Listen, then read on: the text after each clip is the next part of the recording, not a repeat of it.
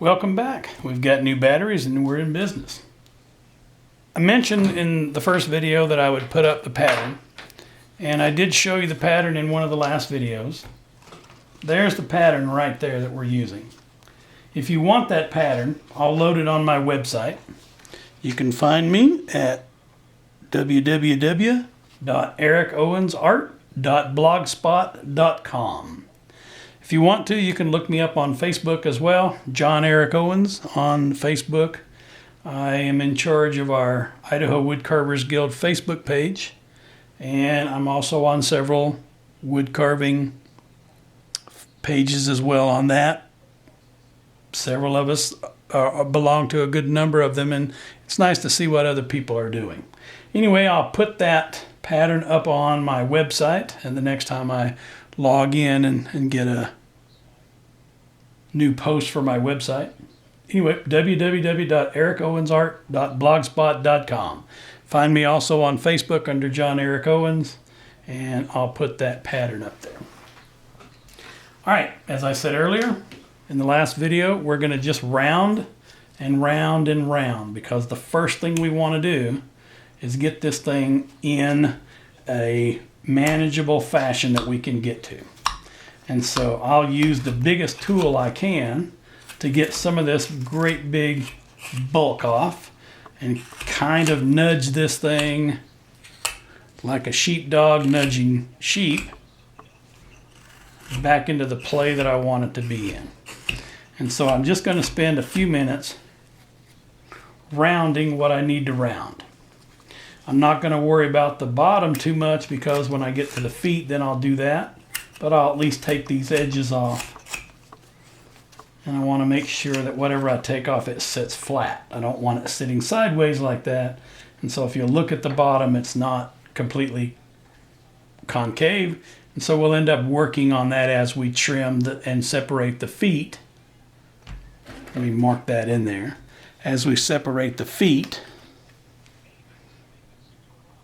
from the bottom. And so we'll have a notch cut out of here that we'll worry about when we get to it. Anyway, I'm going to spend some time just getting the bulk of this off and spending some time making it a little more shapely. And then we'll move on to putting back in the lines that we carved off and making sure that everything is where it's supposed to be. Be careful right here where you're carving off the nose, depending on the type of wood that you're using. Sometimes that wood will split off the nose, and so be careful where the knife is. I said earlier in another video that you be careful where the tip of the knife is. You also want to make sure where the rest of the knife is too, because if I'm carving up here, but I don't worry about this and I ignore back here, then I carve in too deeply here, I'll carve off that nose, which is not something I want to do. Because the nose is a protruding piece, I don't want to do a whole lot of shaping to it right now when I'm just doing the heavy lifting, because I just want to make sure that I have left enough of it to be strong enough so that when I get to the nose, I had a hard time getting that knife to bite in for some reason. When I get to the nose, I can still have enough that when I go to work it, it's still strong enough to handle the cuts that I'm going to add to it. All right, I've rounded a good portion of this. Not all of it. It could certainly stand for more rounded, but I'm going to go back to my marker. I'm going to go back to the pen. I'm going to connect those lines that I've removed. So I'm just going to make sure that I know where all these lines go, because I don't want to lose them completely. Then I've lost where I know I'm going to be, and it makes it a little more difficult to add that back in as I go around. So as you can see around the bottom of the hat, I've added the band, and right here I'm going to have the ball of the top of the hat. I've also removed the edges of the bow tie, and the bow tie is going to come up here like this. And so it's going to be a little bit bigger than it looks right there.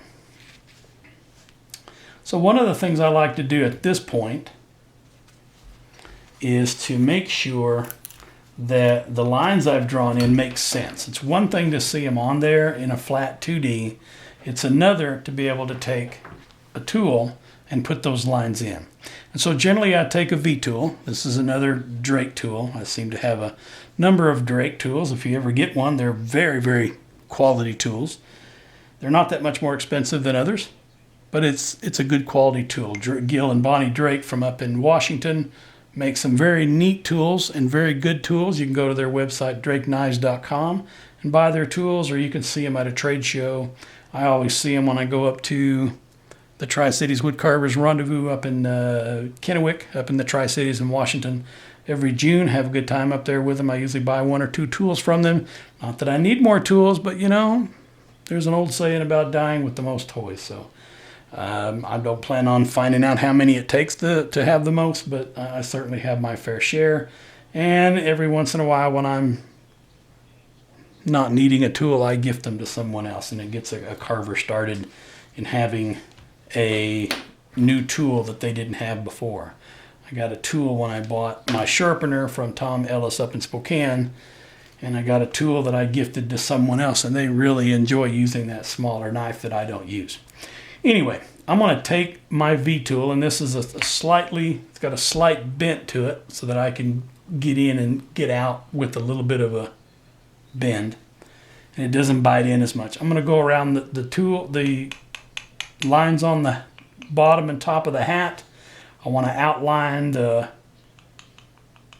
bow tie and the strap that goes around the bow tie. If we get time, I'll outline around the feet, but we'll worry about that when the time comes. All right, I'm just going to simply take my V-tool and outline those lines. Now, one of the things I want everyone to remember is when you're carving, it helps if you have at least 2 connections to the wood with the hand that's holding the tool. This hand is covered, it's got a glove on it, I'm safe. I'm going to hold it. Even if I poke it, I'm not going to have a lot of damage to myself. But this one, if I'm not careful, I'm going to be dangerous with it. And I don't make fun, but I point out a lot of Boy Scouts will carve like this. And they just have very little control with their knife. And in fact, if they're not holding that real tight, they lose control of that knife and away it goes. And so I always teach my students to take the thumb and put it on there, and if you need to anchor, put your other thumb on top of it. And that way, as you go around, you have a little bit more control. That tool can only go as far as my hand will go, and will only go as far as my fingers will let it. Otherwise, I'm outside of my quote-unquote blood circle, and I'm very safe about what I'm doing. But anyway, I'm going to anchor my cutting hand, and I'm just going to lightly go around and tool through all my lines. I don't really want to go too deep, because if it's in the wrong spot, and I find out, and these are not in the wrong spot. I know that because I've done several of these.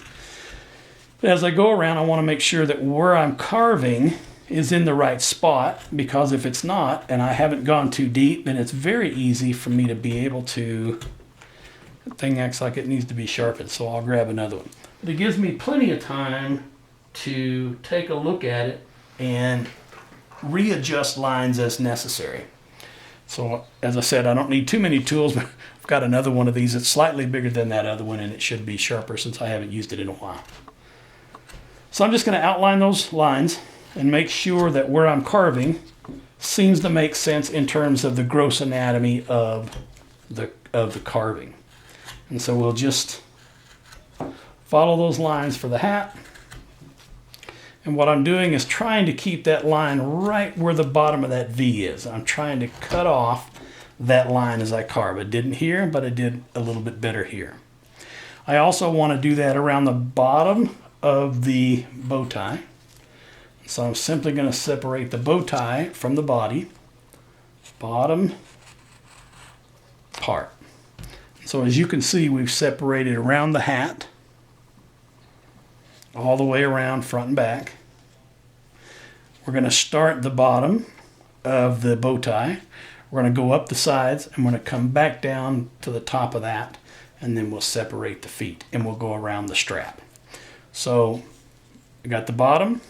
I'm going to do the sides. And I'm going to go in there fairly deeply because I know that's where it's going to come out. And I'm going to rearrange that line later, but I just want to make sure on this one where everything is at. And then I'm going to go, I want to follow this line here that comes to the knot of the bow tie.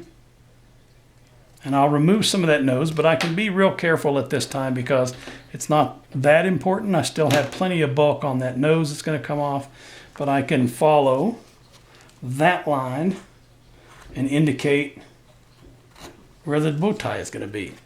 So you kind of see where it's coming out here. We'll do that on the other side. And if you've ever tied a bow tie, I tried to tie one time, you know that those things sometimes are not necessarily perfect. And so a bow tie that has a little smaller or larger size on one side or the other, that's okay. We guys know that when we dress, we don't look perfect unless we're one of those guys that worries about exactly how we look every moment of every day. Not that way. For me, I'm not. I'm comfortable in a pair of jeans, comfortable in a t-shirt or a flannel shirt, and that's good enough for me. So again, we're just tooling around and outlining, in this case, the strap around the bow tie. And so we've added those strap lines, and we're still see some square pieces here. So we know that a lot of that's going to come off anyway. So this is just layout. This is the part of the carving where we're laying out where things go. And so now the main thing I want to lay out is where the feet are going. So I'm going to flip it upside down because here's the bottom. And I just want to follow to the outside of that line where the feet are going to go. And if my knife is sharp enough, my tool is sharp enough, I can just follow that line until I get to where I'm going cross grain. Now going cross grain is a little bit harder. So I want to introduce you to a secret that I like to call my secret sauce. I learned this from somebody else. In fact, I'd heard of it many times before, and I really didn't pay a whole lot of attention to it until I went to a class in North Carolina.